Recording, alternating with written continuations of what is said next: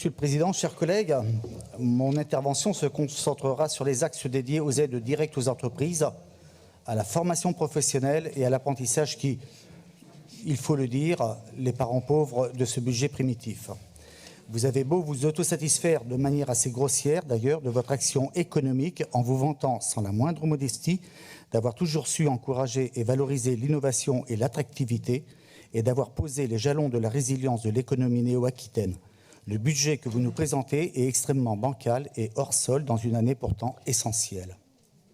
En effet, avoir appelé à voter Macron en 2017 vous a visiblement contaminé puisque vous nous inventez une version néo-aquitaine du « en même temps », à savoir des constats, parfois lucides, mais une action qui n'y répond absolument pas. Par exemple, vous voulez agir contre le manque de main-d'œuvre pour les entreprises, mais en même temps, vous baissez les moyens dédiés à l'apprentissage, y compris en investissement, et de près de 67 millions d'euros, ceux destinés à la formation professionnelle continue. Vous prétendez vouloir accélérer la numérisation de notre économie, mais en même temps, vous supprimez près de 28% des crédits dédiés à cette politique. Vous voulez une région qui exporte, mais en même temps, vous amputez le budget dédié à l'internationalisation des entreprises de plus de 26%. Vous prétendez enfin veiller à la bonne santé financière des entreprises, mais en même temps, vous rabotez de 32% les fonds dédiés à la politique de retournement.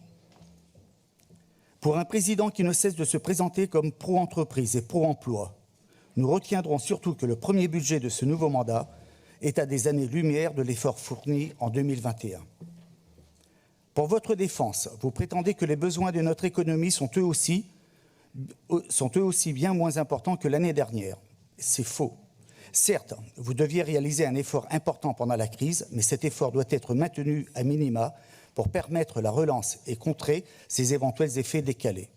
Or, entre les premiers remboursements des prêts garantis par l'État, une augmentation des dépôts de bilan qui n'est toujours pas à exclure, un chômage qui demeure élevé malgré des difficultés de recrutement ou encore les tensions inédites sur l'approvisionnement lié à la pénurie de matières premières et l'inflation de la facture énergétique, cette année sera critique pour notre économie tant le contexte demeure extrêmement incertain. Ce choix de diminuer les budgets, aussi fortement qui plus est donc incompréhensible. Incompréhensible parce que les économies que vous réalisez dans ce pilier ne se font pas sur les dépenses inutiles. On aurait compris et même largement applaudi si vous les aviez faites sur les formations destinées aux formations réservées aux migrants. Mais vous préférez les réaliser sur le dos des honnêtes néo-aquitains. Incompréhensible également car, comme l'a rappelé ma collègue Julie Rechagneux, pendant que nos entreprises et nos chômeurs sont les grands sacrifiés de ce budget, vous continuez de dilapider l'argent du contribuable sur bien d'autres postes de dépenses en dehors de ce pilier économique dont je ne referai pas la liste. Visiblement, ce n'est pas pour tout de suite que vous rendrez aux néo-aquitains leur région et leur argent.